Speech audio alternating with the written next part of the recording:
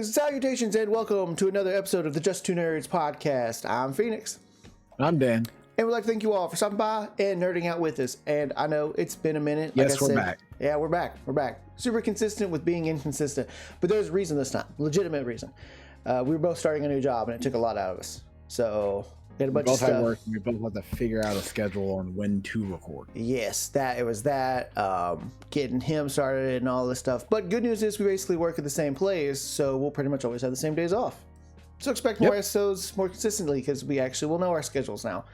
With that said, we'll be making some changes to the podcast moving forward after this episode. Hopefully by the next episode. I'm not going to promise this because, hey, we're trying to figure a couple things out. But it might look different on the next episode. So look forward to that. And let's see. What else? I don't make promises. We don't make promises on that. No, can't do that. But this episode is going to be talking about all things demons, all things slaying, and all things in a very expensively weird castle. That's right, we're going to be talking about the Demon Slayer Infinity Castle movie. Just this all episode. No other stuff. Y'all probably think I was going to go to K-pop Demon Slayer, huh? I wanted to, but I kind of forgot. I kind of lost track. A little too late. With that said, let's get into it. The new movie. For lack of a better term on newer movies, and especially with it being an anime movie, a lot of people, I'm not gonna say me included, because I didn't think this movie would fail. I thought it was gonna be really well. It took them, I think, like a couple of years after the anime ended to be like, not only are we releasing it, but we're doing a theatrical release, a 3-part theatrical release. Now I'm sitting here. At first I was like, that's not gonna make any fucking money, because first off, you gotta get the theatrical release and get people to actually go to the theaters. I did not think the Demon Slayer fans would be out in the streets like that to go watch this movie. Dog, I'm talking, because again, for context, my very last week working at the movie theater was the week that Demon Slayer got released. And the weekend that Demon Slayer got released was, they even said, my friends at the movie theater said that was one of their busiest weekends on a non-horror movie, non-Marvel movie. Just this, by all intents and purposes, the theaters were not expecting this movie to blow up. When I told you, I looked at the ticket sales a week in advance. One of the biggest theaters were sold out a week in advance. This movie was set up almost in a way as if the first Pokemon movie was set up. Like the first Pokemon movie, you had that first series, that first season of the series come out. You had it, like, it got its forward momentum, and then the movie came out and it rolled into, like, everyone went in droves to see the movie. The anime was the same way, but it gave it like a 5-ish year window of production value and how we're going to tell the story in 3 parts. And I think for the most part, after my watch of it, I thought it was really good. I've read the manga all the way through years ago, and of course I've seen the anime. So once getting to the end, the start of the end, I should say, because this is not the end, this is the beginning of the end. We're starting downhill now, and yeah, it's all downhill from here. They're gonna get their money's worth eventually. And now, is this gonna end up being the top 3 anime movies I've ever made? I don't think so. I don't think they're gonna get that much. Like, I think the same amount of people that came to see it this time will probably be the same amount of people who go and see it again. I don't think it's possible to get more people into the series between now and whenever the next movie comes out. It's possible, because you have time to build that anticipation and the hype for it. But do I see each Demon Slayer movie breaking box office numbers back to back to back times? I don't really see it. See, and again, I didn't know they were making. It can all be broken. I didn't realize they were making the back half of the series in just movies. I thought we were. Oh yeah, the whole last arc is all movies. What in the hell? Yep. I did not know that. I thought they were gonna do this whole kind of like what they did with Mugen Train. Here's a movie to start the new arc, and then we're gonna go into the anime with right after the movie, or just repeat the shit in an anime. Now, nothing's saying that they won't do that, because They probably if will. I'm being honest, look at the money that was made from the Mugen Train, and then look at the spike in, what was it? I think the spike in Crunchyroll subscriptions that came out after the Mugen Train's anime arc started, because it's like, we're going to include all new scenes of Rengoku, when it was just 2 new episodes that happened before the train started that gave a microcosm of context on what's happening. It didn't even really explain much of anything. Yeah. It just basically told you, hey, this train is haunted for X reasons. Yeah. Okay, cool. And look at Rengoku do stuff with the people, because, you know, we killed off Rengoku so fast, we gave him no time for you to adjust to him. So here's a couple of free episodes so you guys can kind of get to know Rengoku before we kill him off in the end of this arc, by the way. Yeah. Which, speaking of that, there's with that was I guess a somewhat better reason to include a anime season counterpart to the movie, because it fleshed out Rengoku a little bit. We don't need that for this movie. I think everybody that was in the movie proper got proper fleshed out times. Now, I told you last time when we spoke about it, not off camera, that I think all the stuff with Zenitsu and his, which by the fucking spoilers, by the way, if anyone hasn't seen this movie yet, if you haven't seen it by now, I will give you the same warning I've given people all the time. This has been in manga form. It's been on YouTube. It's been on TikTok. It's been everywhere for years. For the fact that you were just now getting into it and you were getting spoiled does not mean the entire world, universe, or whoever else was spoiled. We're not spoiling it or saying spoilers because we're going to tell you everything. We're saying that as a courtesy.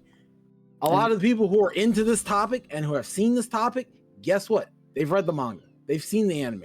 They know what happens. Yeah. They know who perishes and who doesn't. They don't care. Yeah. We know, a lot of us went into that movie already knowing what was going to happen. We just wanted to see it animated. That's a whole chunk of the community of Demon Slayer. They just want to see that bitch animated. For the new people who are coming in, sorry. Yeah. We've been waiting for this one a little bit longer than you have. And let's see. The movie's been out since what? Mid-August? Mid-September.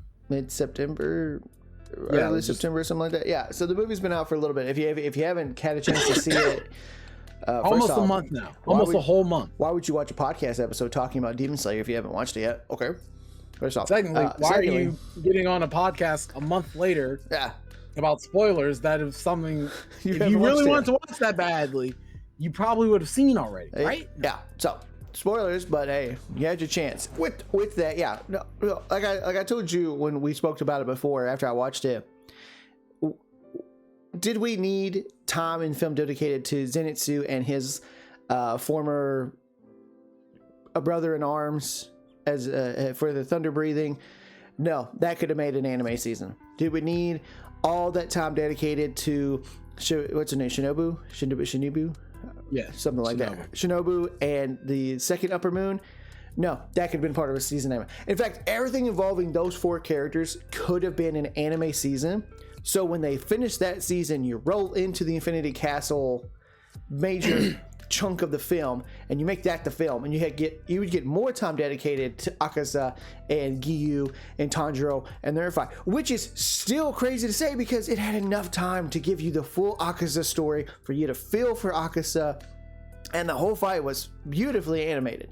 This movie looked fucking good, and I think it was long enough to give everything that it needed to have proper fleshed out time. But my mindset after watching this was those 4 characters could have had their entire plot in their movie put into an anime, a 12-season anime, just about those 4, even flesh it out a little bit more if you fucking wanted to, and then 2 hours, dedicate all the stuff with Akasa and Giyu and Tanjiro, and the last 30 minutes could have been a proper setup of releasing Upper Moon 1 onto the fucking castle. That's how I think it should have went. But that does not mean the movie was bad. This movie was not bad. So from a reading standpoint, it really doesn't, it's not as easily broken up as you would like it to be from a reading standpoint, because from reading the manga, again, like I've told you off screen, and I think I've said it on stream before, that when they do this anime, it's in massive story blocks. Like they do there's an entire book, I think it's 2 chapters that is dedicated solely on Inosuke's background, on what happened. Like they wasted 2 solid book copies on Inosuke and his entire background. Like 2 full volumes? Yes. Jesus Christ. 2 separate issues. One book was the start of it and one book was the end of it. Oh my God. Because I believe, if I'm not mistaken, like midway through, it shows, like, it reveals to you that his mom knew Upper 2. And then at the end of the second one, it shows how his mom, or I wouldn't say at the end, but in the second book, it shows how his mom died and he had separated and lost in the woods. Because it's more or less like, it's not Inosuke set up for his mom's sake. It's a setup for his sake, to see what all happened in a storyline, in a straight line, I should say. On mother death, Upper 2 did it. Inosuke's gone. Inosuke gets raised by boars in the like consolidated book. And I can imagine them trying to break this up in the episodes. They're looking at some of these singular books and like, we can't make this into a single episode. This is like a filler episode in the big arc. There's no way we can consolidate this into episode format and not piss some people off. If middle of a demon fight, boom, massive backstory. Unless in a movie, how they were able to show the backstory, jump right back into where it was in the fight, and not miss any of the context in between. Rather than anime format, shows 1 week episode, that 1 week episode is a backstory. Next week episode, guess what? Second backstory. Third week episode, now we're at the demon fight. And again, the episode before the first 2 backstories was a demon fight. So you wasted 2 weeks on a backstory. That kills pacing. That kills your pacing big time. And I guess logistically speaking, the more they were trying to decide on whether or not this should be a book or this should be a movie, it all boiled down to, okay, how can we get the story across to people in the most efficient way without them being pissy? Everybody's like, movie. And they went with the movie. I'll agree with that this entire story, Demon Slayer's entire setup, the way it's written, it's a lot of a rolling into a fight, then we fade to a backstory, then roll back into fight. I don't even know if we're going to be off. I want to be honest with it. I don't know if this story benefits from being an anime itself. I think it works because of how often the writer rolled into backstories for characters. A movie probably works better for him across the board on every major arc. Because that way you can see, like, there's no stop. You roll and you roll. No. Like, the pacing continues. Because you're right. Watching the Hashira arc just before this movie, it killed a lot of the tension. We drop into 2-3 weeks of a backstory just to come back to the fight. And if you watch it week to week, that is fucking awful. Now, if you catch it at the end, it's great because you just kind of roll into the next episode. But I don't know. I mean, the movie handled it well. I wasn't bothered by it. I think it all smoothly worked in there. But I'm like, there's not a whole lot. I feel like they probably could have made it work with those 4. With how much backstory they gave. It wasn't a lot. It was just enough to kind of set the stage of why these 2 were about to throw down. And then they didn't spend, like Shinobu's, they didn't spend a ton of time on that overall backstory. A lot of her backstory is being told, or at least her connection to Upper 2 was told while they were fighting. And it just showed the flashback of her sister dying. They very concise Shinobu story from what they did in the manga. Yeah. In the manga, they gave her it was a good fleshed out chapter about what had happened and how it happened to its degree. But they also left out, which again, for how much they were able to put in, they still managed to leave out like a lot of the key initial details. Like there's another flashback in that, like I was telling you about, Shinobu's just dying and she gets eaten, and he's like, oh wow, well that just happened. And then there's like, well, she ate so much poison, like she was doing this on purpose. She knew she was gonna die. And he was like, oh well, they didn't say that. I was like, oh yeah, that's a cutscene that they cut out of the fucking movie. Like that's a key flashback that she has, and I don't know if they gonna put it in this movie or the second movie. I'm gonna assume they might put it in the second movie because she's already eaten her, and the poison's definitely gonna affect them because she ate, I think up until this point she's been eating poison for a year because they knew they were gonna do this a year ago or something like that. Either way, that she's been planning for this moment.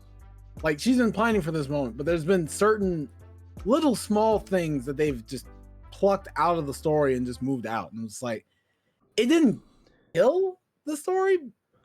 Like I get it, you're trying to shorten this part, but it's still an almost 3-hour long movie. No matter how much of it that they try to cut out, it still managed to almost hit 3 hours, which you're sitting there, it's like there was cuts, there's shit left on the floor of the writer's room, and there's still 3 hours of this bitch. How?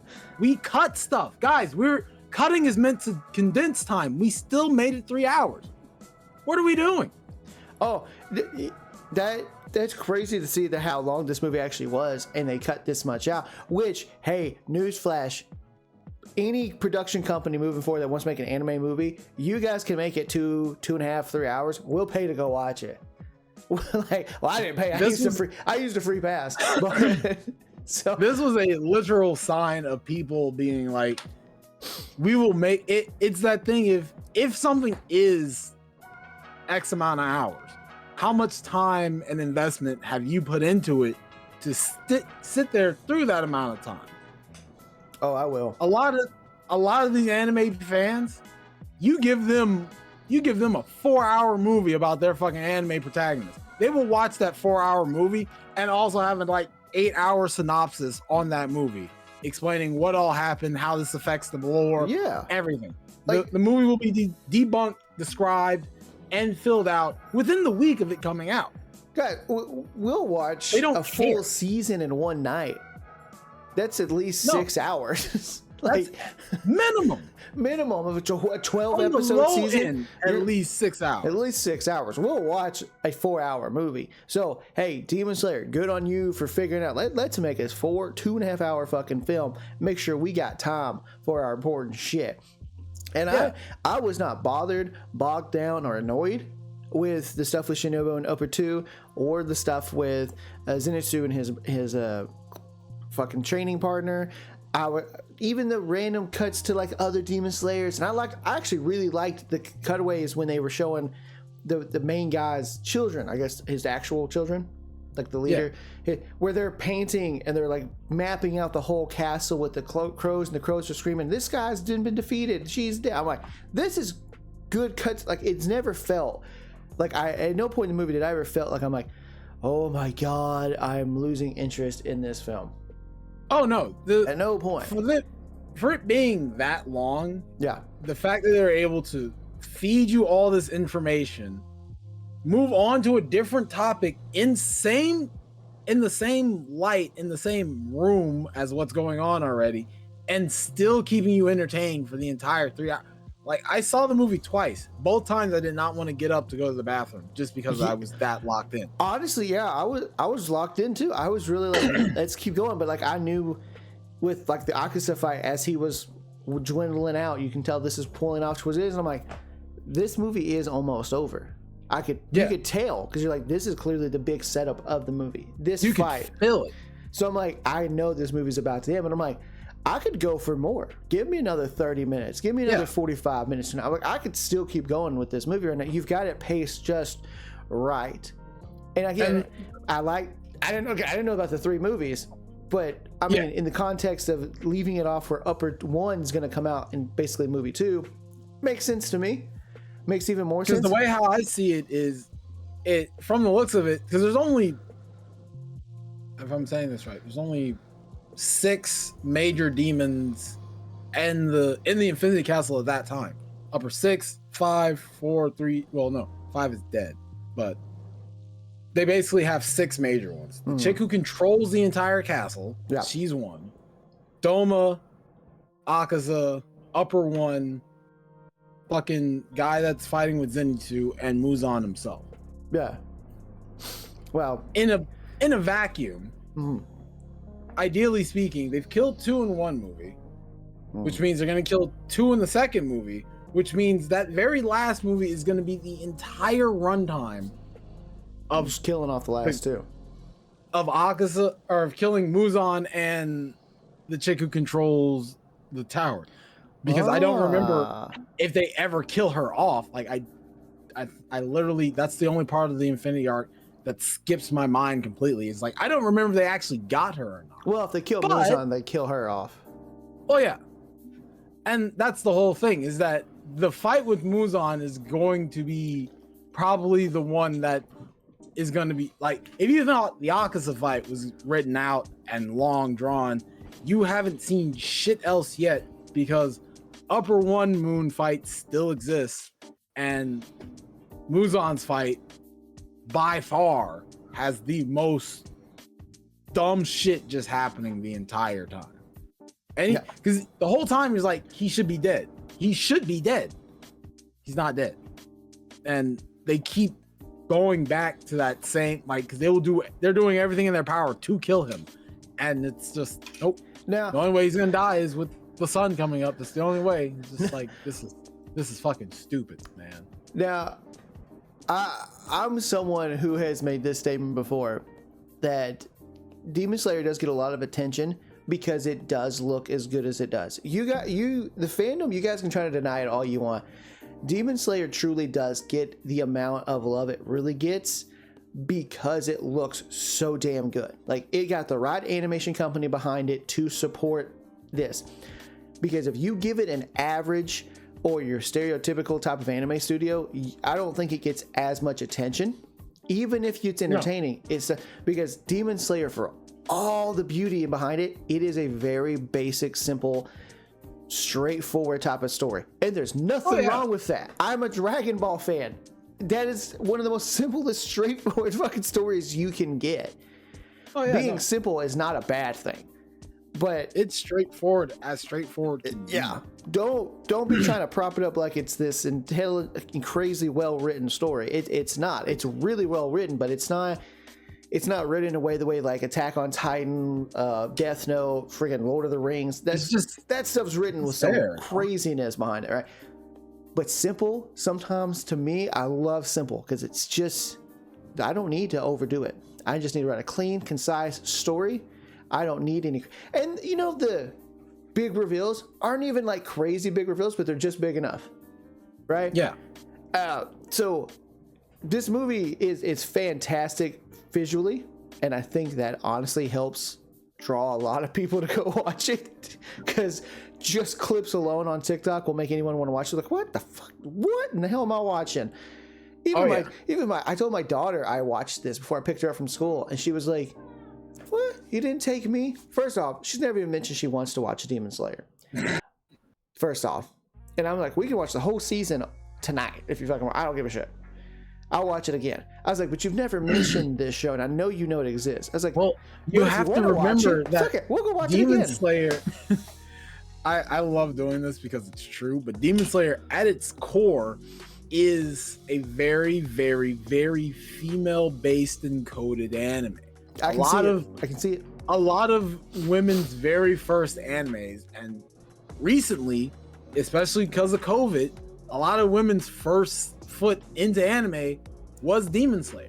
And I'm not saying that because it was written by a woman or it's more womanly appealed. I'm saying that based off of just talking to women in real life. When I ask some girls, hey, what anime got you the most into watching anime now? Almost 75% of the time, it's Demon Slayer.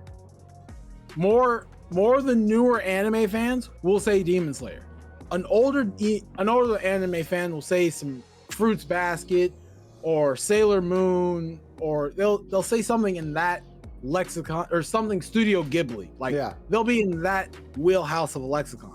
Nowadays, it's more like your Demon Slayers, the slime girl anime, the stuff like in that kind of wheelhouse. Not saying that it's wrong. Not saying that, oh, if you're in that wheelhouse, you're not a real anime fan or you don't preserve anime. That's not it at all.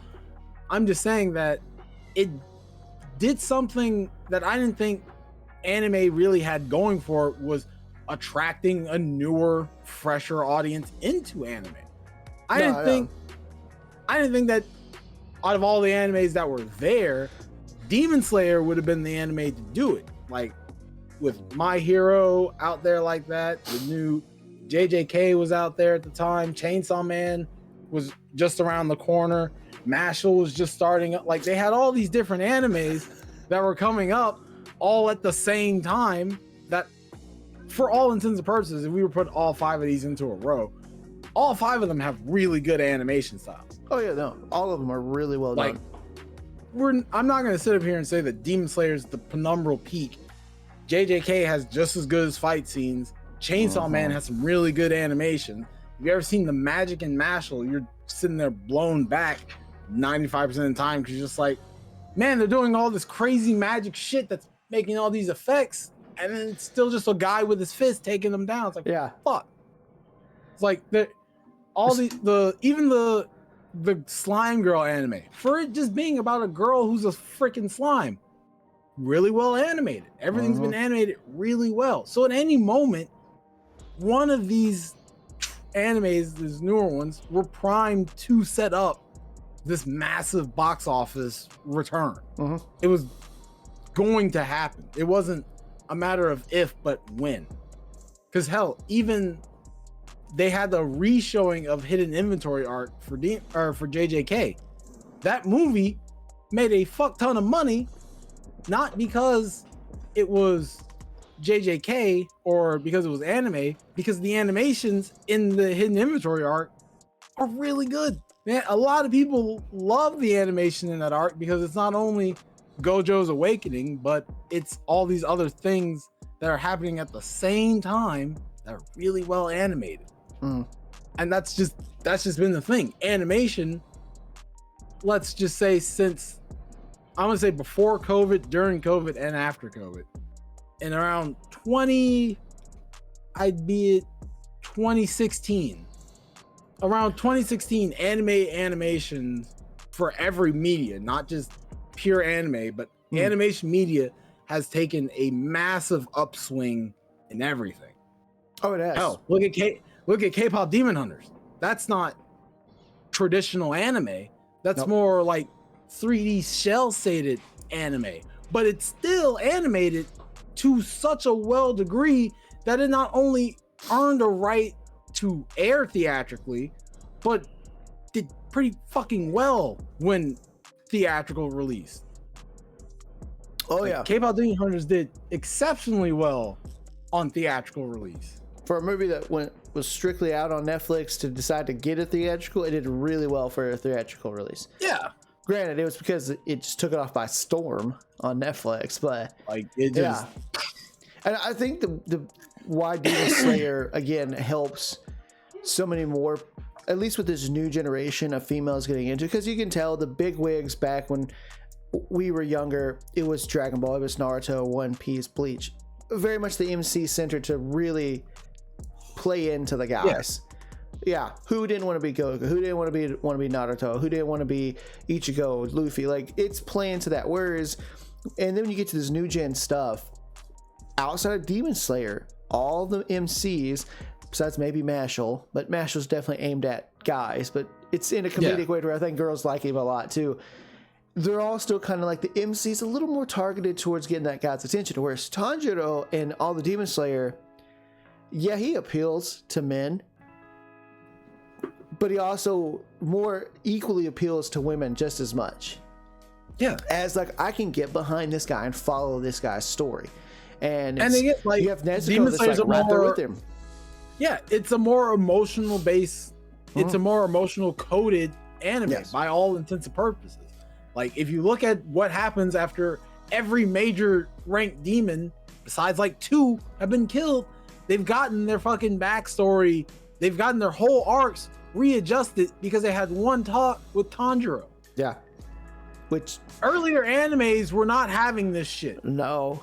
Goku was not doing this. Naruto was not doing this. Ichigo was not doing this. I don't know. Naruto has joked about talk no jutsu a lot, so. Okay, but Naruto's talk no jutsu has never completely 180 pivot some enemy at the brink of death to be like, you know what? Maybe we were bad. Maybe we should have been different. He's never. That's some Goku and Naruto mixture right there. Because that's the I'm turning him to our side, but he's dead. But I'm gonna talk him through it the whole way. Or I'm gonna remind him of what the hell happened. It's like, yeah, at least Tanjiro will still go through with the kill. Yeah, like when I first watched Demon Slayer, I got pissed. I was like, why are the things we're supposed to be against are getting these reactive redemption arcs? Like, I like all the anime and everything's going around.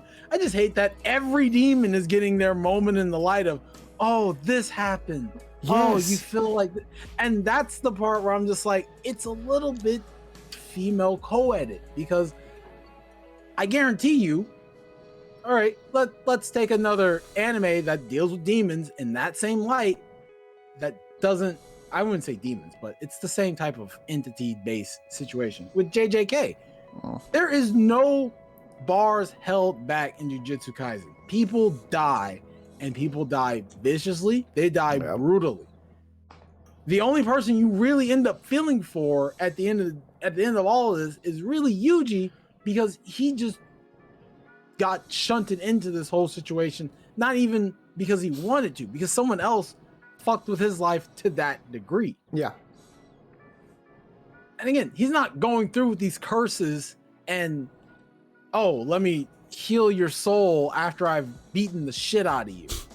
No, Yuji is putting belt to ass, putting paws on people, and it's just like, I want you to have an honorable death, but I see you've already gone too far, so I'm just gonna have to beat the piss out you with both left and right. Yeah. That was Yuji.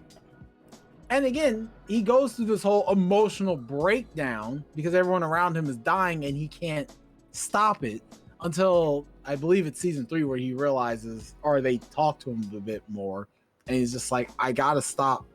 Or he stops taking everything on the chin to himself and he starts projecting a more confident individual. Yeah. No, I was seeing that when I watched through it. But that was been my biggest beef with the Demon Slayer series as a whole. And I know I mentioned that too. The fact that basically every demon Tanjiro kills throughout the series, you get a backstory to. Why? These demons play no real factor other than having an effect on Tanjiro. They have no impact on the overall story. No. Why the fuck am I getting a sad the 12 keys of key backstory for a checklist for this that's shit? Their whole existence. If you want to tell me, hey, we're gonna get a backstory for every upper moon when the upper moons die, fine. Or I guess the moons in general. Makes sense to me. They're the 12 strongest demons before it moves on. Okay, but Joe Franco down this fucking street that's just random fucking Goon 3 getting a goddamn backstory. I don't care about one of the old 12 Kizuki who got kicked out and now has the X over his eyes. Like, oh, but my drum skills were so good. Tanjiro, yes, your drum skills were really good and you can enjoy them in the afterlife. Yeah, like, why? It's like I don't care. I could care less about Drum Demon number 5 that was just randomly thrown in there for backstory. Yes. I could give a shit if his drum skills were good or not. I don't care. Again, that's why my favorite character in that show is Inosuke, because Inosuke doesn't fucking care. He just kills. He doesn't care about your name. He doesn't care about who you are. He only cares about if you're strong. And if you're strong, guess what? It just makes him more hyped up to fight you. Inosuke is a fully male written character in a, like, I wouldn't say in a woman's environment, but he's basically what a woman would describe a man. Yeah, like how they would describe a man in anime written from a woman's perspective. Well, he's dumb. He doesn't know what he's doing. He just goes out there with vibes. He looks good. However, he's a man, so he's kind of like a wild animal. I got it. We'll make him the wild Hashira. It's like, Yeah. I feel like it works. And you know what? It works. It absolutely works. And I feel like, funny not to drag this into Dragon Ball, but it's like so many anime since the era of Dragon Ball, there's always a character, whether man or woman writes it, that's a Goku character. Oh yeah, Kinda every dumb and anime naive. has a Goku. Has a character. Goku, especially a big serious shonen one of any type. Yep. And it's not like they're making them stupid. They're just like, they're not like, they don't care. Like their whole thing is like, you know what? I know what I know. I don't really care about much else.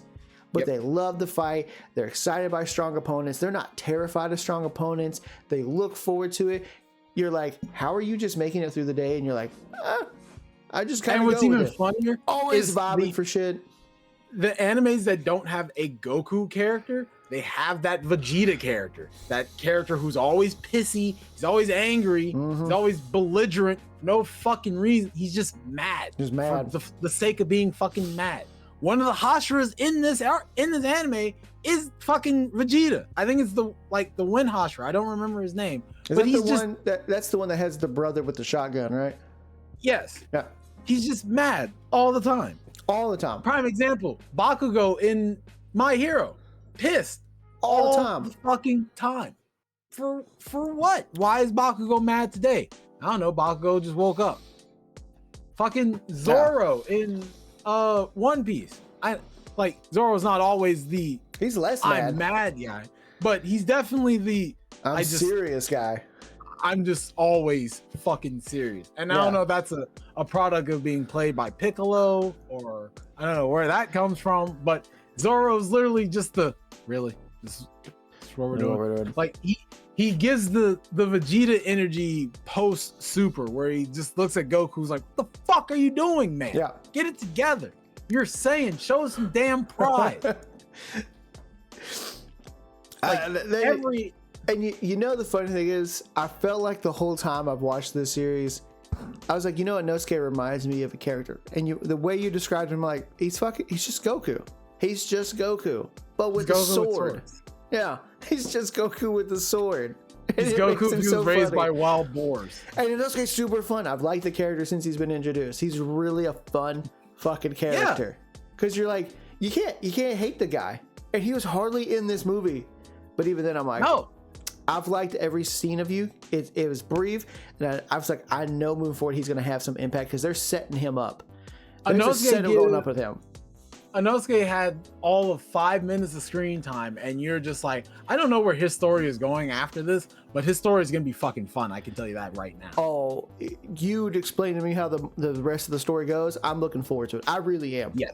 I'm like, oh god, the stuff with the Inosuke moving forward is going to be super, super fucking fun. Like I said, oh yeah, even those moments where the movie cut away to just the regular core members throwing hands, the crow flying over, the movie was fucking great. Seeing the goat Murata hit the weakest water wheel of the century, but he's still the goat though, because Murata is just him. Way too big, yeah. He's way too big to fail, dog. That's who Murata is. He's just way too big to possibly fail. That wasn't a weak water wheel, bro. He's just saving his galaxy breathing for the rest of the fight. He is. He's the god Bidoof right there. For any people get that reference with Pokemon. I love Murata, bro. He's my favorite in the game too, because he's like the weakest moveset ever. But he's like playing Yamcha in Budokai Tenkaichi. He's like, every time you go up against a Yamcha player, he's like, oh, it's just Yamcha, I'm about to wipe him. And then he hits you with the devious Wolf Fang fist combo, and you're just like, I'm really getting my shit packed by fucking Yamcha right now, aren't I? Yeah. Yep. Welcome to the fucking show. This movie was I know, again, I've dogged Demon Slayer a lot since it came out. It's more so because the fans have propped it up to be this literary piece of masterclass. Hey, there's no one going in the future going to use Demon Slayer as an example for how to write outside of saying simple writing is super effective. You don't have to write an over-the-top complex story to make a very well-beloved, really well-written story. For Shakespeare, dog. It's and I promise you, moving forward, that's going to be the only. If people discuss literature and use anime, Demon Slayer and Dragon Ball are going to be like, this is what you can accomplish with simple, effective, straightforward storytelling. Nothing fancy, nothing over the top. See what these two did? Dragon Ball. You see how very little. Dragon Ball shaped the world of anime and shonen, and it's just this cultural icon 40, 50, 60, 70 years later. See how very, very little meat there is on the bone? Demon Slayer. Dragon Ball and Demon Slayer, they're like fine dine eating, right? They're not going to give you a lot, but that presentation of that little bit of food, by God, would that be the sexiest presentation of little food you've ever seen in your life. Gordon Ramsay's going to be like, this ain't a lot, but fuck, it looks fantastic. They're going to make fucking 5 ounces of food look so goddamn good. Yes. For all of 30 minutes. And you're going to come back next week, sit down, put the napkin right in your shirt. It's like, I'm ready to be served. I'm ready for my circular steak right there. And sometimes it's all you need. What was the other thing that I heard someone compare? Someone compared Dragon Ball to ramen. And it was just like, I don't know where this is going, but I'm sitting here and I'm gonna listen to your explanation. I was like, go for it, shoot. And it's like, it's consistent, it's good. Even when they change the flavor slightly, you can go, and he used GT, Super, Daima. It's just like, he went through all of them. It's just like, they can go from shrimp to chicken to beef. It all still works out. And it's like, you know, the more he explains it, the more I see it. You see it. It's a solid based anime. Like get that man solid base. There's nothing. That man a physiology class right there. Yeah, there's nothing too much to it. It's just look at ramen. What's ramen? Water, some noodles and a packet. Boom. 3 things. A simple thing, yet it's so good. So relatively available. Everybody loves it. I eat a style that my daughter doesn't eat, but she eats marucha, which is a different style of ramen. I don't like what they did in GT, but I like what they did in Daima. Or I don't like some of the story plots in Super, but I like some of the stuff they did in Z. Like it fits. It's a perfect example. Yeah. Like he was saying, some things don't need to be complex for them to be good. Demon Slayer is just like peanut butter and jelly. It's peanut butter and jelly. Peanut butter jelly is made with the same 3 fucking ingredients, and it always bangs the hardest every fucking time. You can change it up. You have maybe you get strawberry, maybe you got grape, maybe throw some chocolate in there. Got peach. You throw some peach in that bitch. Yeah. You replace the Nutella, or you replace jelly with Nutella. Chocolate peanut butter sandwich. There you go. These 2 series are the ramen and PB&J's of anime. They're simple, but they're effective. They do what they need to do. Dragon Ball said to change the world of anime and shonen. I want any of you in the comments to look me in the eyes with a straight face and tell me that a classic peanut butter and jelly sandwich doesn't go equally as hard as a full course meal. It will. Like you can give me I've been on a cruise with a luxury fucking meal. That was some of the best food I've had in a while. But you know, it still bangs just as hard PB&J. when I'm hungry. A fucking peanut butter and jelly sandwich when I'm hungry. Or when I could say, granted, what you're paying for on the cruise to what you're paying for on a PB&J. Yeah, of course. But I guarantee you give a 5-star restaurant the instructions to make a PB&J. That won't be the best fucking peanut butter and jelly sandwich you ever had in your life. Oh yeah.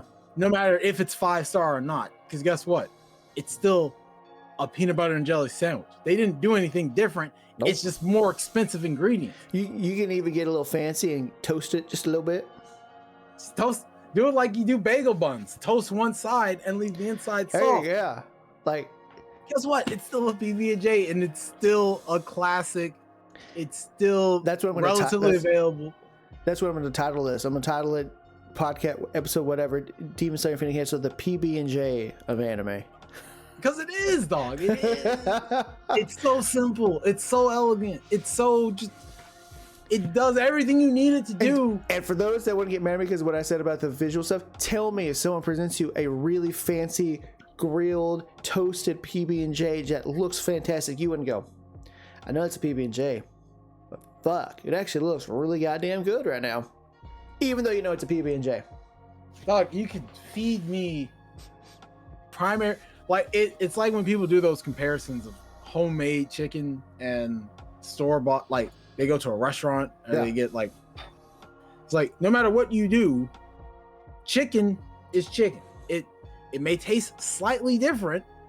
It might be prepared slightly different. At the end of the day, it's still chicken. Still chicken.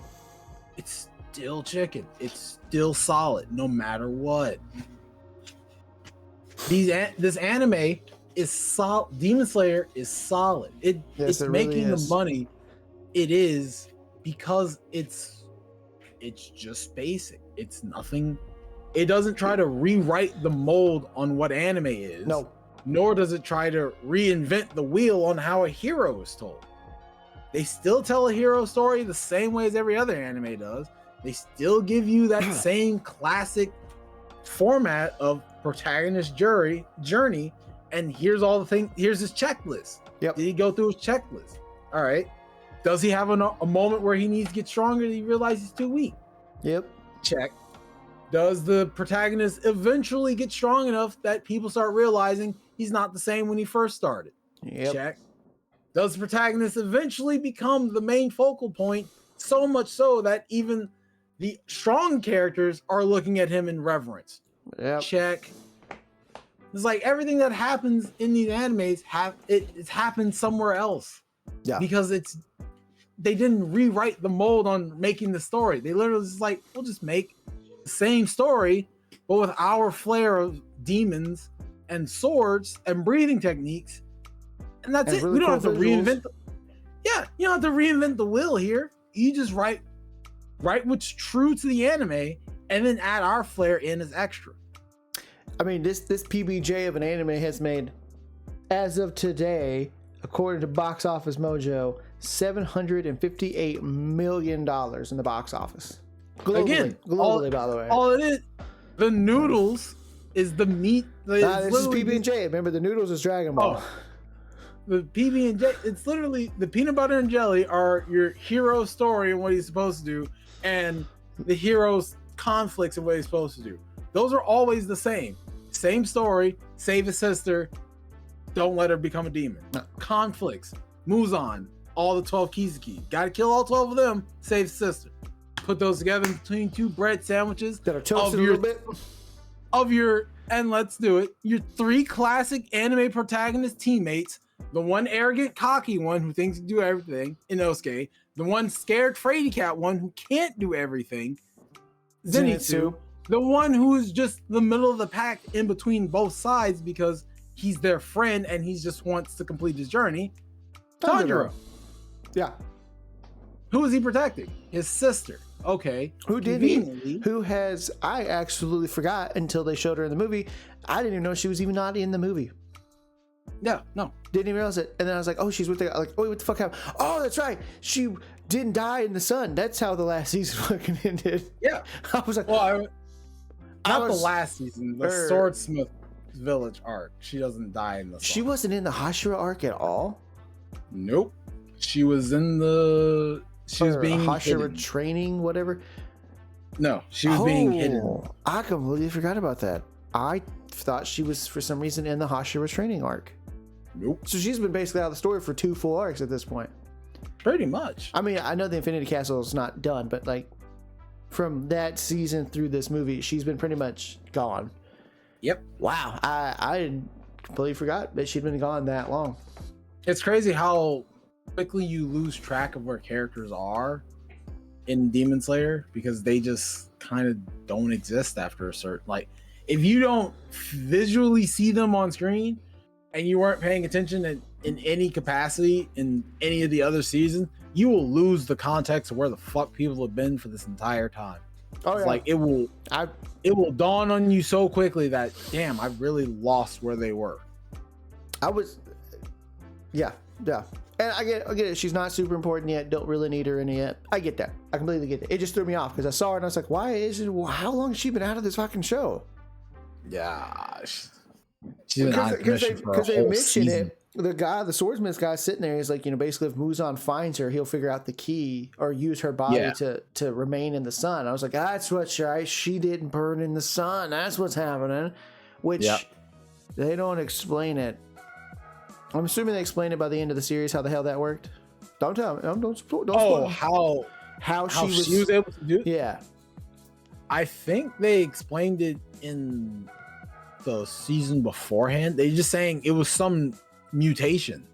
Oh, okay. Wait a minute. I have to go back and watch that. In the long run, that's what Muzan's in game was. Like, he was trying to make enough demons to the point that one of them eventually would figure it out, survive in the sun. Like, eventually it was going to get to this point, but he had to make so many fucking demons and he had to kill so many fucking people to even get to this point. Yeah.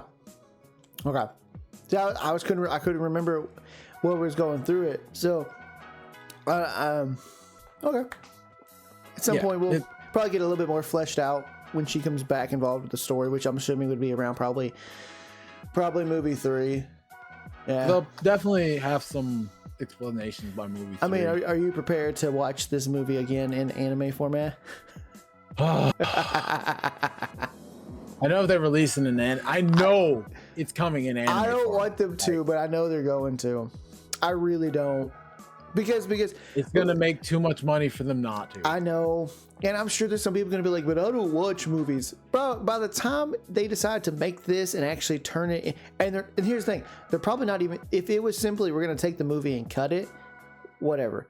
But they're not just gonna do that. They're going to actually reanimate a lot of it too. Mm-hmm. By that point, the movie would be on streaming service. Just go watch the motherfucker.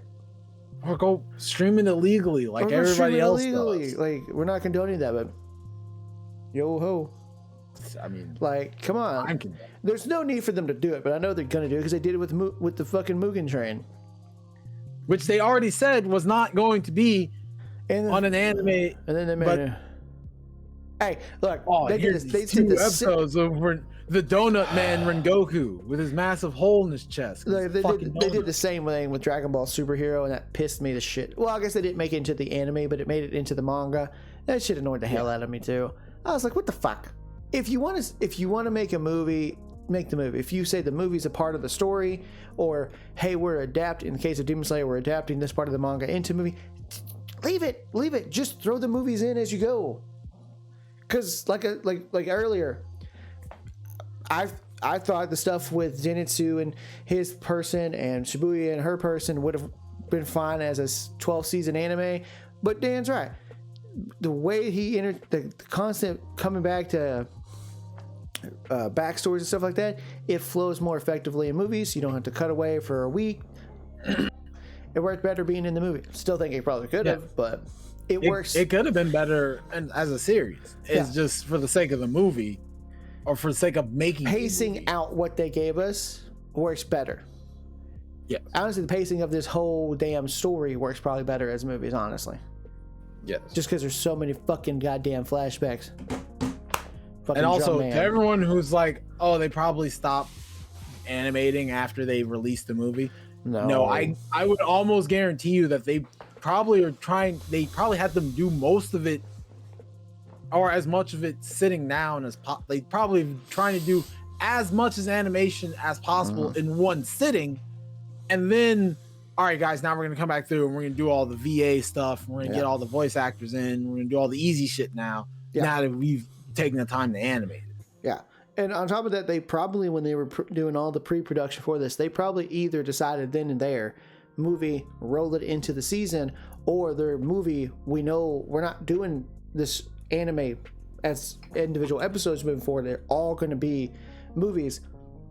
Pre-production was done for this, and they probably already we already got 2 and 3 set up. So as soon as we finish these certain parts of 1, we're rolling back into movie 2. Yeah. So, and again, for the record, there are going to be there are 2-year gaps in between each movie. Oh, then they're absolutely rolling already in the next movie. 100%. Yeah. The next one's in 2027, and the next one's after that it's in 2029. Oh, in that case, then they're probably not. Yeah, they're probably not going to do an anime. No, well, okay, I'm not going to say probably not. Maybe they won't do an anime, because to give each next movie the same level that this movie had, there's no way they can dedicate time to the seasons. Well, unless their B team is really fucking good. You also have to understand this is Crunchyroll that we're talking about that's helping them get this movie out there. So at any moment, they could take it. Like Crunchyroll could be like, yeah, it's bringing in a lot of money for subscriptions. You guys need to make this into a series. That's true. They could. And at that point, it's not on the studio. Ufotable, just cut that bitch into pieces and go. I mean, and it's not like the movie isn't made in a point where it couldn't be chopped like that. No, there's you could. It's definitely written, or I wouldn't say written. It's definitely edited in a way that some parts you could probably chop this bitch up into a couple of episodes. Yeah, and you know what? Maybe Ufotable's got a B team that was sectioned up like, hey, this is what's going to happen if you guys. Movie does really well, it's probably going to get turned into an anime. We're going to need you guys to take parts of the movie and then add anime stuff to it. And maybe that's what they're going to do, man, because like I said, coming out 2 years apart, they're going to have to roll basically right into the next movie to give it proper time for that level of animation. Because between, what was it, the Hashira training arc to this movie, what'd you tell me? It was like 2 years as well? 3 or 4 years. Oh, even further? Shit. Damn, I haven't paid attention to. I have to look it up again. You know, you're probably right. Because I remember watching the Hashira training arc when I was at my other job. And I left that job in 2023. But I'd already watched the Hashira training arc by that point. So yeah, I'm actually 3 years might have been. No, think about it. Yeah. Yeah, so they're definitely rolling into the next movie already. Moving into it. Actually, it premiered within a year. It premiered last year. Really? Yes. Well, I mean, so it's saying that after it because it had a theatrical release in February of 2024 that year, because it was supposed to be the enter into it. So it gave you the end of the Swordsmith into that. And again, it went straight. The full anime started streaming 2024, May 2024. I don't even remember watching it at home. What the fuck?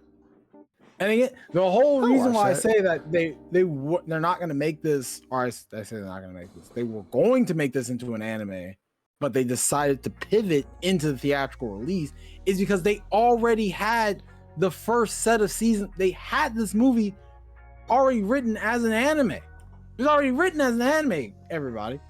Because again, in the end of last year, 2024, we knew this movie was coming out next year. Like the season ended, I believe that summer sometime last year. Yeah. That's when it ended completely. And then everybody was like, okay, so how long until the next one comes out? Because the next season, inevitably, the Hashira training arc ended with them entering the Infinity Castle. Yeah. So, which by that metric alone, they had already had portions of the Infinity Castle already animated, because they had to do the whole part of everyone falling in, the whole scenery around it. They've already had parts of the shit already pre-written and pre-planned. However, the pivot into them making it into a movie, I believe, happened right before all this shit came out. Like before the season of Demon Slayer came out. No, before they released the Hashira training arc, they had announced that all the anime up until after this point were going to be movies in movie format and in 3 parts. Oh, I must have missed that. Yeah. I must have missed that. Yeah. Okay. Because it was, I think it was April, or I want to say March or April of last year, where they made that announcement. Because everybody was pissed about it. And I'm sitting there just like, because it doesn't need to be a goddamn movie. No, actually, I think this one actually works really well being a movie, so I think they made that call.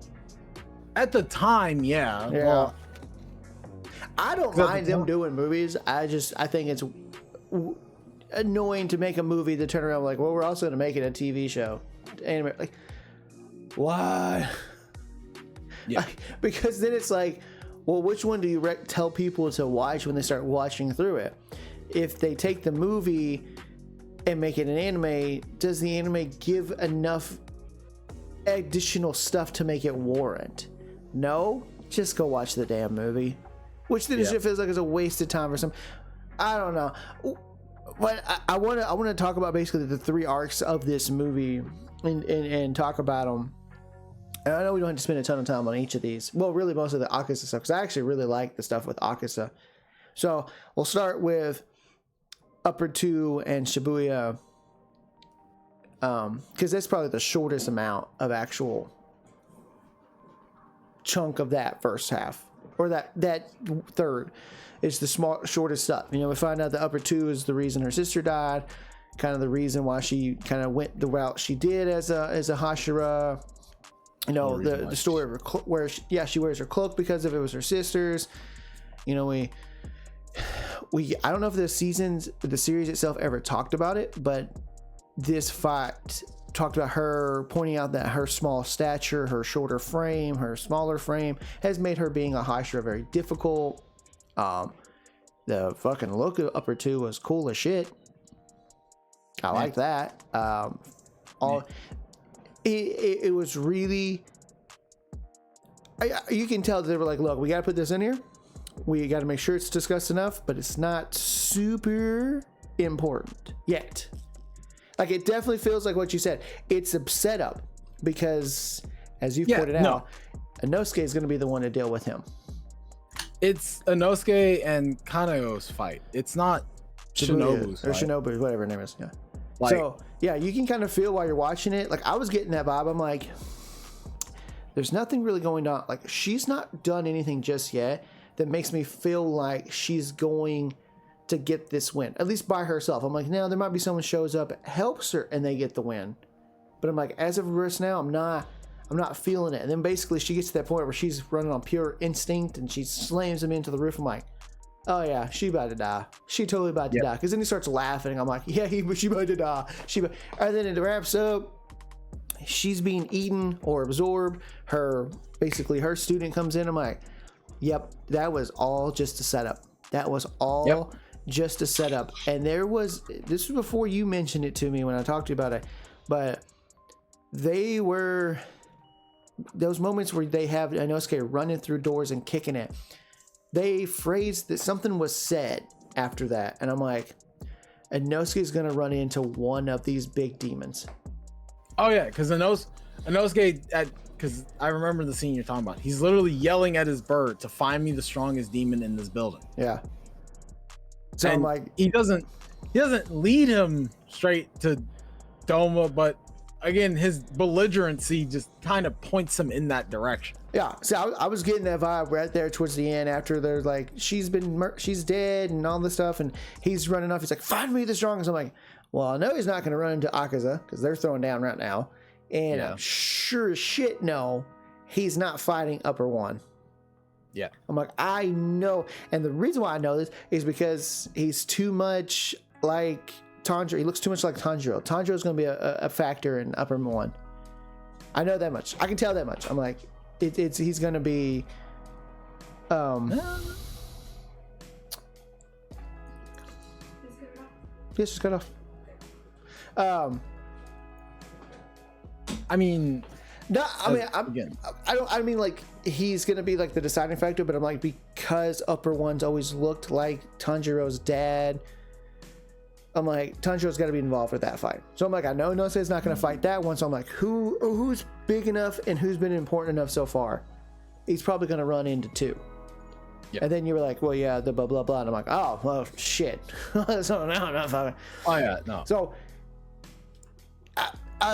for me, that stuff with Shinobu and 2, I like the setup. I like that it was clearly intentionally set up to tell you that, and I'm glad they didn't waste too much time on it. I thought it was well done and everything worked out exactly how they needed it, but oh yeah, no, they like I told you earlier, they got really concise and very, I wouldn't. I was wrong, but they got very meticulous when it came towards picking what was going to be in a lot of these action scenes and fight scenes and what wasn't going to be in.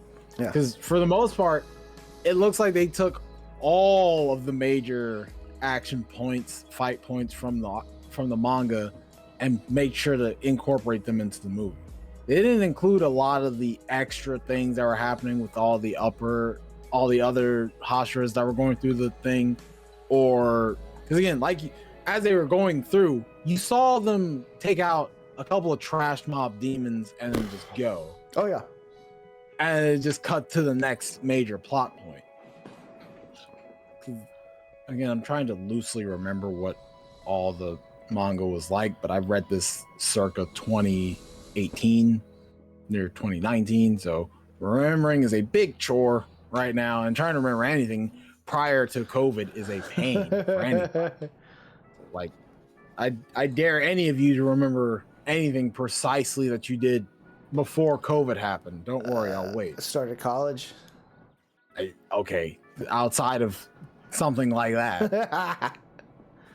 But like, for the most part, there were a lot of things left on the writing room floor that was cut out for lack of, we don't need that, or that's too much, it's not enough type shit. Yeah. Like, there's a section of the conversation with Shinobu and her older sister they kind of just like shop off because it's not really necessary. And I'm glad they did that, which makes me think if they make that into they make into season, that's probably going to be something they add. Yeah, and that's fine. A lot of the things that they left cut out, they're gonna put into a new season, rebrand it as information never released before, and it's just gonna be like, oh, so you mean all the stuff that we read in the manga? Yeah, all the stuff that you cut from the movie that clearly isn't as important, otherwise you'd put it in the movie.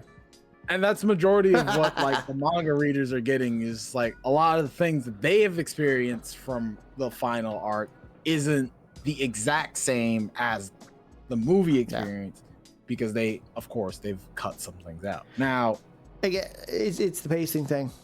It happens. All right. When you're reading, especially if you're getting into the series after it's fully completed and you have it, you can keep reading. There's no real drop in pacing.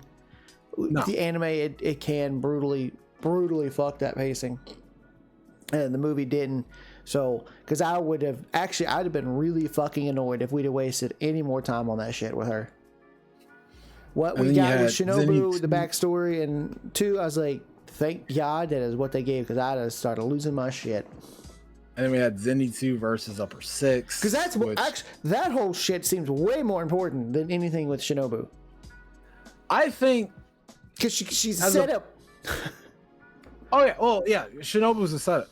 That one is more impactful story wise because you've been with you've been with Zenitsu since the fucking beginning. Like, you've known of Zenitsu since the beginning, so you know what you kind of have a feel of what he's been through. Yeah. Like, you kind of understand that he's been this little weakling, and for the first time in the entire arc of the show, Zenitsu is not only fighting a guy, but fighting a guy awake. Yeah, I noticed that the whole time. He's awake the whole time. That in and of itself is a huge step for Zenitsu, and I know a lot of Zenitsu fans have told me it's just like the reason why I liked him was because of what he does in the end. And I'm saying there's like, mind you, this is before I read the manga. It's like, so what happens in the end that makes him so much better than what he is now? Because what he is now, I just see a shriveling little puke that literally has to pass out to do anything. That unless he's asleep, he's not locked in. However, everyone keeps telling me that locked in Zenitsu is the equivalent of King Von, which he is, because Zenitsu in that fight was moving equivalent to a man possessed. Dog was pissed off, and the lines that he was saying, he's like, "Wow, Gramps had 2 failed students." They were cold. He wasn't taking any shame out on himself. No. He was dogging him and himself. That's how you know he was seriously locked in, that he was dogging everything that was happening. He was on this man's plate since the jump. And what makes it even funnier is that he, in the end of the day, became more of the Lightning Hashira than he did, or than he ever could, not because he became a demon, because he made his own move. Yeah. The first, in I believe one of the, like how they have the Juju scrolls at the end of the fucking Jujutsu Kaisen movies. At the end of these, there was one of those, the manga I should say, they had one of those little note things that tell you about the world of the Hashira. Mm-hmm. And one of the first things that the Hashiras end up doing, or the first sign that you became a successful Hashira, is that you've made your own technique. Like you've made your own move in the form. Oh, okay. Because that's what Giyu did with the water Hashira technique. He not only became the water Hashira, he made a new form, the 11th form, the dead calm, where everything just silences out and just droplets. Like, wow, that's edgy as fuck. But it fits Giyu. It fits Giyu because guess what? He doesn't talk. Giyu's the equivalent of still water. Yeah. I like that he said that too, so I don't like to talk. Yeah, he does. He even said it versus Axa. I don't like to talk, so quit talking to me. Yeah.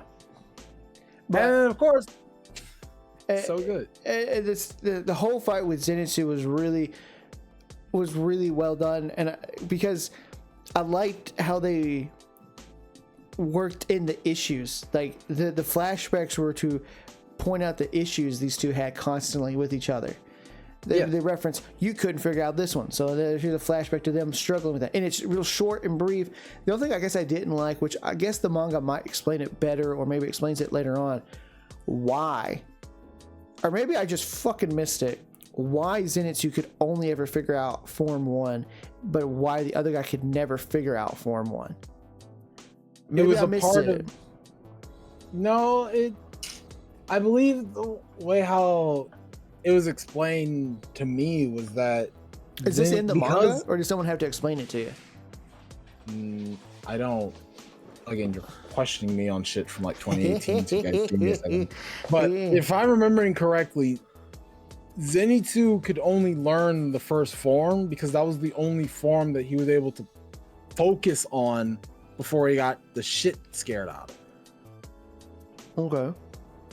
And for the other guy, it's not that he never ended up learning the first form because he was so arrogant to the point that he was just like, well, I'll just learn the other ones and come back to it. But he never ended up circling back to the first form, so he never truly learned it. That's because he had him first, then he picked up Zenitsu. Then when he realized that he had two imperfect students, he decided to split the mantle of the Lightning Hashira between the two of them, because one only knows the one form and he knows the rest. Well, I'm not going to lose all of thunder breathing because one guy only knows one half and the other guy knows the second half. We'll just split the difference. Yeah. And of course, that pissed off Homeboy because he's just like, I can't be his equal. I know all the other forms. And then he's just like, yeah, all of them but the first one, dumbass. Yeah. Oh, even the other students play the two. You know all of them but the first one. Wow. Yeah. What a loser. And then like and again, it showed how cool of a person Zenitsu was because he even stood up for him, even though he fucking hates the. Yeah. I liked that. Like I liked, and in a way, it seemed like before Homeboy decided to go full fuck it demon mode, you know, he clearly, when they were talking about the master and whatnot, he was like pretty much use these two together to create the perfect overall wielder. Yeah. And it even showed that the whole point of the Lightning Hashira's training was to inevitably have two, because even Zenitsu at the end, the move that he used against him was like, I've been making this move, or I've been practicing this move to use in tandem with you. Yeah. In a team. Like, he was fully prepared to run the Lightning Hashira in a team composition type of way. Oh yeah. Homeboy was like, fuck that noise. I'm being a demon because how dare you decide to fuck split. you. Yeah.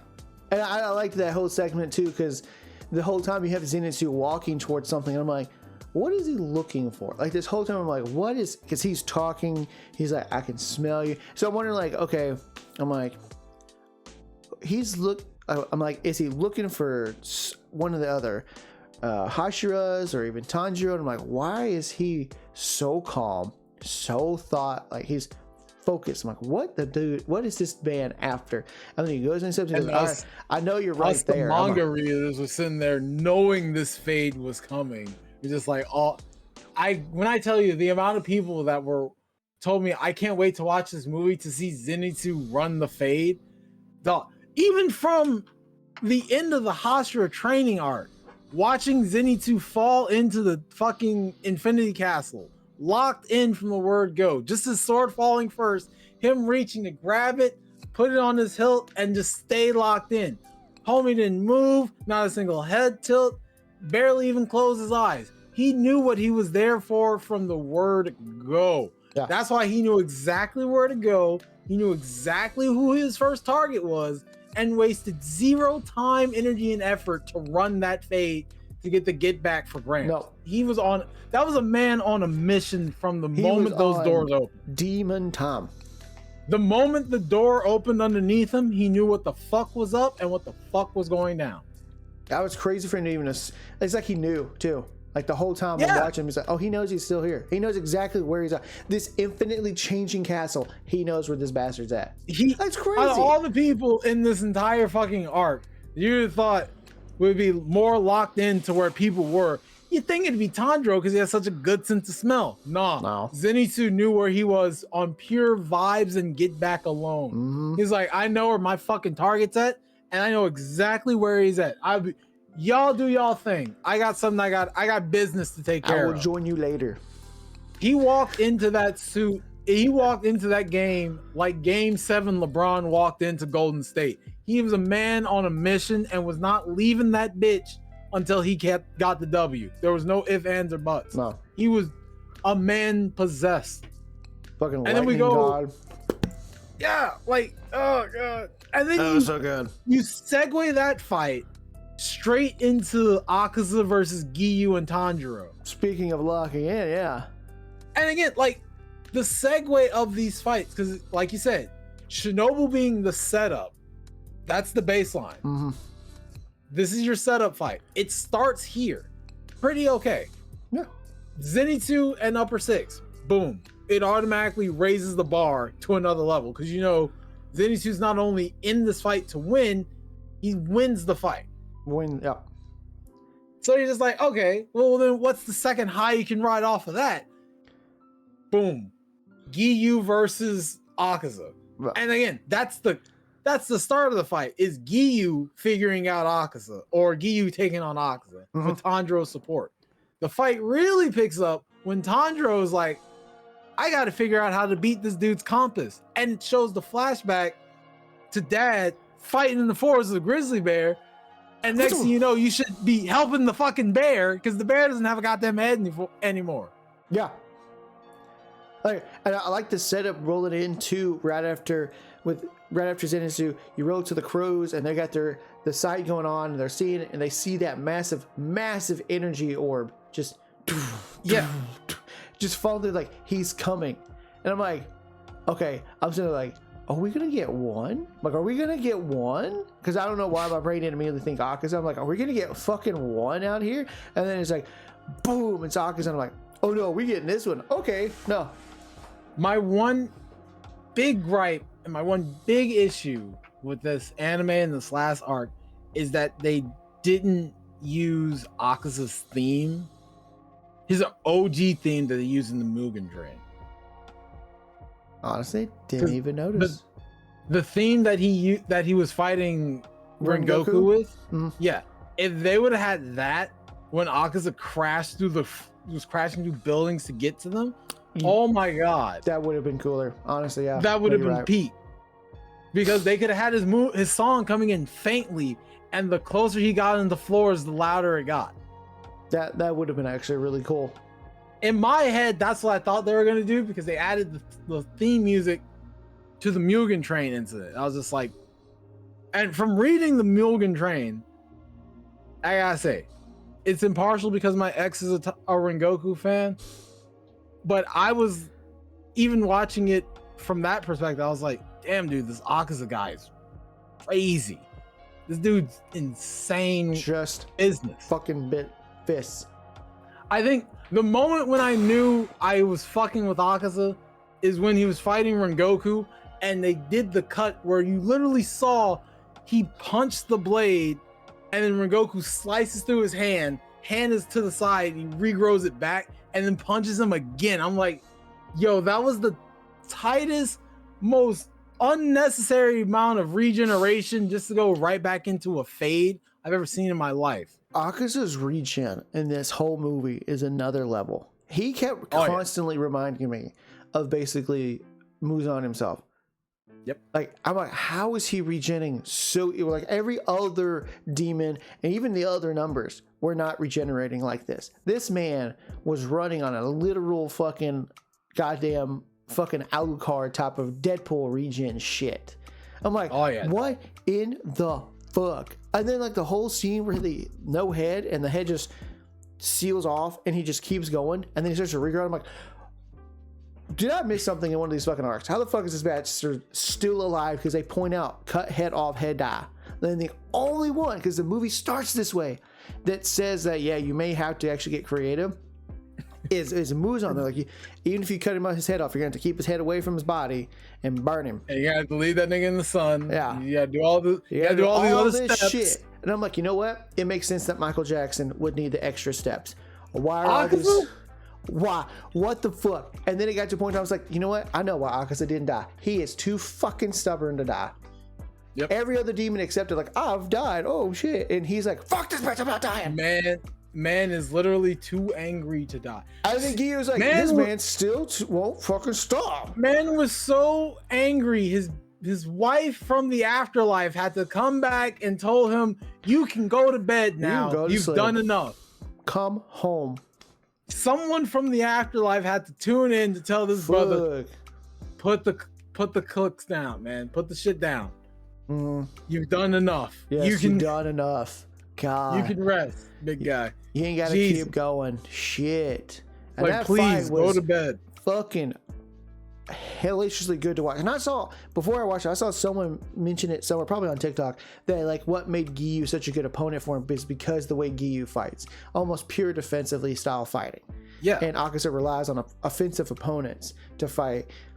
And I was like, ooh, that's a good one. That's a good one. Not that I expect that Giyu would not get his ass whooped, but I was like, ooh, that'd make a good counterbalance. Because Giyu was very different. Yeah. Like Rengoku was the, I'm going to come at you. Giyu is the, I'll sit back here and fucking wait.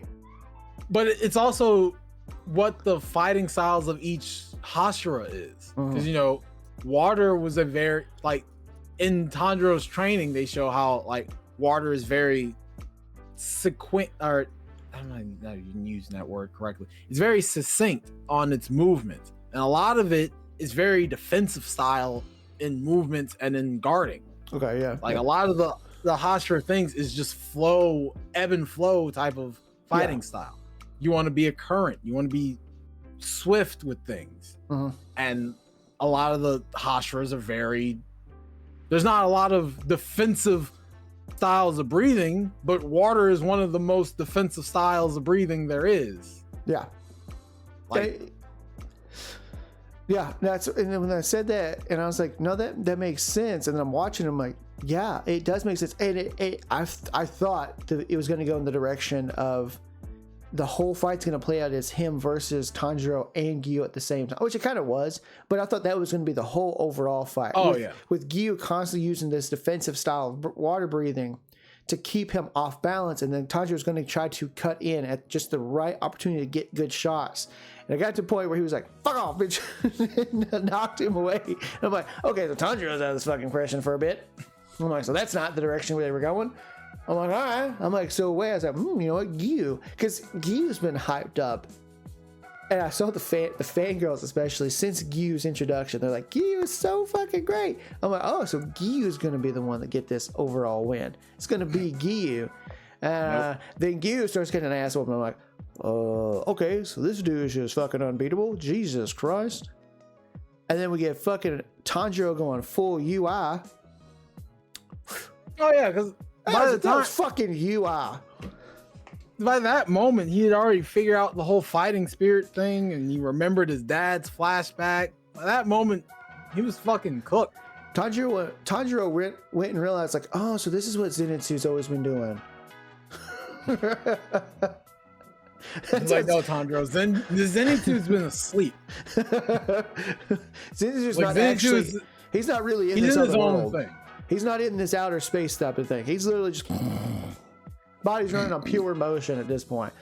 But that stuff was it was really cool. Ladies. Yeah. Well, and the visual of this shit was really cool because then you have Akazu like, okay, I'm not hitting him. He's getting real close. What the fuck? And then it's like, boom, and he's got no head. And it's like, what the fuck? And I was like, oh shit. Oh like, I shit. never sensed him. I didn't sense him. I didn't sense him. And why am I so angry? And that made sense Like, with like I saw people again discussing it earlier how like all of Akaza's setup is his entire basically his fighting style or his fighting magic basically is like if you're someone that's willing to fight, you're kind of fucked. Yeah, you're kind of fucked against him if you're someone who's in the mode to fight. But if you're not someone that's into that type of shit, you'll be a much better match for him. And then if you just full on outer body experience, that's how you gotta beat him. I will say, and I had this same sentiment after discovering it in the manga. I will say it again for the portions of the movie. Akaza's entire fighting style, blood demon art, and everything being named after bits and pieces of not only his training from the guy who trained him and died, his wife's favorite thing of the snowflake, to his wife's love of the fireworks, to everything in between of Akaza's hair color being the same as her kimono, all of it. Everything about Akaza's demon life was coded in the fact that he gave up his original life because people wouldn't let him live his original life. Yeah. He stopped caring. Dog was just trying to live his life. The first time around, he was just trying to steal stuff to keep his dad alive. Dad dies. He's distraught about it. Gets a second chance. Gets what rare people in the world today, living right now, got a second chance at life. Wife, happy dojo. His wife is getting sick. His wife was sick, but she got healthy. Better. He got married. He was about to get married. He was about to take over the dojo. I'm pretty sure they're about to get new students. Yep. And then the other dojo attacked. And there's never been a more justifiable anime crash out in the history of anime crash outs than Akaza killing all 60 of those dudes and making it look like a demon went through there. That was fucking... Watching his backstory for the first time since I've watched this series, I'm like, this is the first person that went demon, whose backstory of them going demon, I completely actually love. Because he wasn't someone that transformed out of pure pity or petty bullshit or lust for power, some stupid bullshit. Literally, he had lost fucking everything. And it wasn't like, turn me into a demon so I can get my revenge. It was, Muzan's like, oh, you're really strong. I'm going to make demons. I'm trying to make demons. He was trying to kill Muzan on the bridge. Yeah, he's going to try to kill Muzan on the bridge, and Muzan was like willing to kill him. He's like, I like you. You got some fucking spunk. If you live through this, you're going to be a great demon. And he goes, yeah, fuck it, I don't care. I don't care, dog. Finally, a legitimate fucking character that turned into a demon who wasn't driven by fucking greed, petty bullshit. But I supported this turn. Because he didn't actually turn because he wanted to. He turned because he just fucking managed to turn. It just reminded me of this TikTok that I saw like right after the movies. Like, you didn't like Akaza's story because you thought it was nice that he got his happy ending. You liked Akaza's story because it somehow found a way to relate itself to you. And I'm sitting there like, holy fuck, this guy's got a point. Because the more I think about Akaza's story, it's just a guy, all he wants to do is live his life, and no matter what he tried to do there was always someone trying to fuck with him and impede on his life. No matter what he did internally, there's always an external force coming around to fuck with him. Yes. And eventually he crashed out. Like a lot of people will do in this world. If you fuck with them enough, they will break down and crash the fuck out. Yep. And Akaza, biggest crash out in anime history, because he crashed the fuck out. Oh, yeah. He took his revenge back and then some. When they were hurt. They were talking about the massacre as if a demon did it. They weren't seeing this as a human incident caught. They thought a demon got loose and killed 60 people. They're like, it had to have been a monster. It had the to have been a demon. The whole reason why Puzan way. even showed up, because he was just like, I didn't think I sent a demon out here. So I don't know what the fuck I was expecting. And he sees this dude covered in blood. He's like, damn. Fucking damn. It's like, all right. You're gonna be a good fucking demon. And and then tries to fight him. even says, get out of my way or be moved out of the way. And before he could even he was about to take the step to physically move him, and fucking Muzan had to shut it down. Yeah. Akaza was on a mission. At that point, he lost 2 families. There's no reasoning with the crazy. It's a fool's errand to reason with the crazy man. All right. At this point, a person who's lost 2 different families, you can reason with him all you want. He's gonna kill you. He's going to kill you, not because you did something to him, because you're in the fucking way. That is the only demon so far that's backstory. I was like, I love that, because again, he didn't turn because he wanted to. He didn't even turn because he was forced to. I mean, I guess he did kind of, because kind of was kind of forced to, but like not like I have to turn to sick. No, he was just fucking done. He was just done. Yeah. He's like, life has taken everything. I'm fucking done. I either die or I die. Like, he's like, I don't care.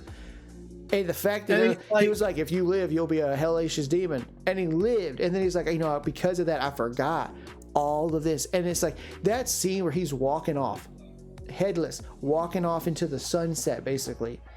And he's having these constant fadeaways from each. We have his master and his wife to be, and then Muzan, then his wife, and it's constant. And that part where you have the master like touching his hand, and he's like, it's okay.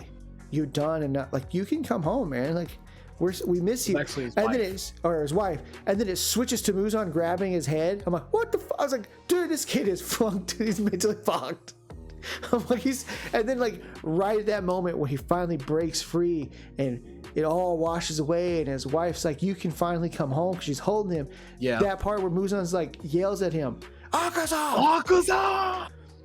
And I'm like, oh damn, that was good. I'm like, that was good. I'm like, fuck every other demon, because all of them else turned for bullshit reasons. Like, I know number 2 turned for bullshit fucking reasons. This is the only fucking demon like that I appreciate. Akaza and the demons from the entertainment art district. Oh yeah. Because those are the only ones where I was just like, that's justified. Fucking what they did to homeboy's sister, not because anything he did, is what she did. And then it's like, well, yeah, of course she's gonna do that. You were like assaulting her. Yeah. Of course she's gonna stab you in the fucking eye. And then she gets burned alive, and that's what he has to come back and hear. And he hears that, and crash out. No. Crashing out. And I love that as Akaza keeps fighting, they're like, is it one of these situations kind of like with the brother and sister where they have to kill them at the same time? They're like, no, that's not it. There's something. Yeah. He wasn't dying because he purely was like, no. He was really no. He just didn't want to die. Man, literally too angry to die. Too angry to die. Thought that he couldn't die. He didn't deserve to die, basically, because of the shit. And then again, those moments of his wife and his dad and his master coming through. I'm like, that was good. And let's talk about the fact that Channing Tatum did a fantastic job. And he didn't even really have to do really much. No. I was like, nah, dude. Like, actually listening to the master, I'm like, no, this actually fits Channing Tatum pretty fucking well. Like, could a more seasoned voice actor pull it off? Probably. Yeah, no doubt in my mind. I had a friend not know that was Channing Tatum until I told him. I was like, yeah, dog, that's Channing Tatum. Tatum. Gambit, Channing Tatum. He was like, you're fucking with me, man. I was like, no, look it up. Like, go look up the cast for Demon Slayer. Yeah. When you look up fucking Akaza, once you get to that section, but you see who her dad is, it's gonna say Channing Tatum. Mm-hmm. I think it works so well because the dad's entire demeanor is just real that type of chill. All right, I'm gonna go do this now. Like, he didn't have to do anything so over the top, and that's why I think it works so much better too. He even said his daughter, from a perspective of his daughter, he's like, you were just being yourself, how you were at home. You just did it at a production company. Yeah. Like, so she's basically saying how he was in the movie is him on default at home all the time. No, I think Channing did. Yeah, no, he was a great pick for that, and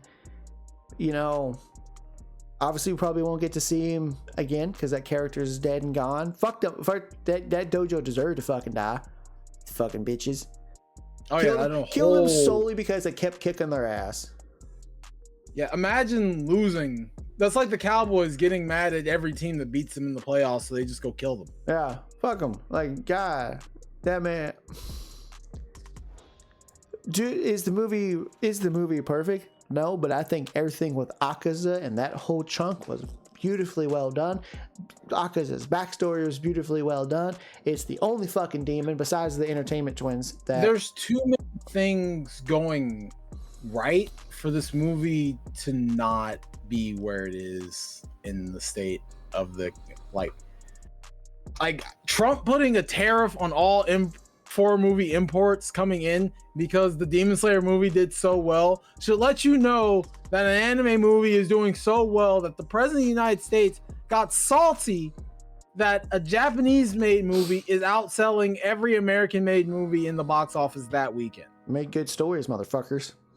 It's like, I don't know what to tell you. Just stop being trash at making movies. Hey, like we said, PB&J is fucking excellent. It's a classic. It's been around for a long time for a reason.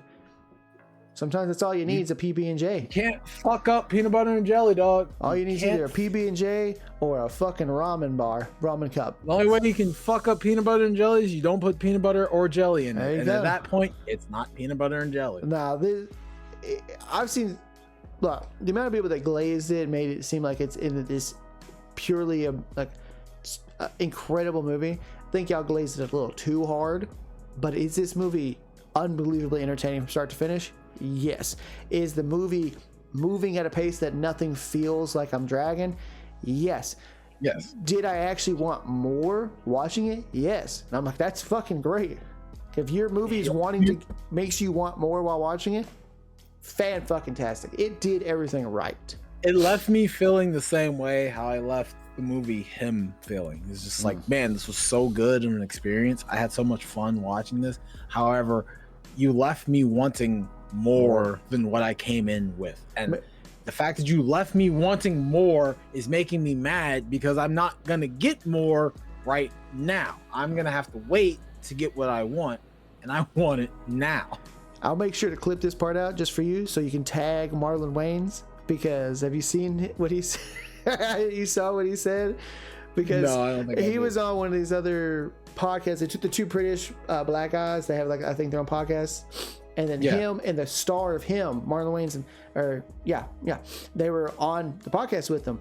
And they were talking about anime, and the main guy from him was like, my first anime was like Dragon Ball. And Marlon was like, fuck anime, jokingly. But because it beat his movie, he's like, fuck anime, fuck it. Like, I'm like, make sure you tag him, be like, look, man, I loved your movie. I had the same effect. Make sure he sees that for you. Let him know his movie did something for you. I'll try to let him know. But all in all, this Demon Slayer: The Infinity Castle, part 1 of 3, did what it did everything right. It did everything right. since this is going to be in parts, you need to make sure that whatever step in this journey is done right. And if everything you want to do in life, your first step should be your best step. And if this is the first step of a step of 3, by God, this is an amazing first step. Yes. But now it raises the question is, can they reach the bar that the first movie brought? Because now it's not about, now it won't be you're comparing it to the other movies. Now we're getting into the Avengers conversation of a movie where it's not being compared to other movies. It's going to start being compared to itself. And can it compete with itself is the real question. Because was this the peak for Demon Slayer and the Demon Slayer movie Infinity, or will they just get better? I think they got a pretty big, they took a big swing, hit it out the park, so let's see if they can hit it even further. And then by the end, the last one, can they hit it outside of the stadium? I think it's possible. There's no way they can fuck this up. What you gave us in this movie, make sure you give it with the next 2. Good pacing, good use of backstories. Don't ever fucking do this shit. And I think they can do it, because this movie was really fucking. I'd give it an 8 out of 10. I really would. I gave it an 8.5 out of 10. That's fair. You know what? 8.5. Yeah, I agree with you. 8.5 out of 10. For anyone that's like perfect, no, I don't think I'll ever give anything perfect unless I really want to give it perfect. No, you gotta. 9. You really gotta give me what I want from start to finish. It has to be perfect. This movie was not perfect start to finish. No. It has its faults. It has its cuts. But again, 8.5 out of 10. It's a lot better than what a lot of other movies have gotten. But let us know in the comments below if you think we should have gave a higher rating. Does it need to be lower? Are you Demon Slayer fans mad that I pointed out that it does get a lot of attention because of its beautiful artwork? That's fine. Let us know in the comments below. But just remember, there's nothing wrong with the PB&J. If you make a PB&J look really good, it's still PB&J. It just looks really good. But that's going to be very fancy peanut butter and jelly. Just a really fancy peanut butter and jelly sandwich. But that's going to be in the episode, guys. Thank you so much for joining us. Have you seen the new Demon Slayer Infinity Castle? What did you think about it? Let us know, and let's have a good discussion going. But until next time, everybody, I'm Phoenix. I'm Dan. See ya.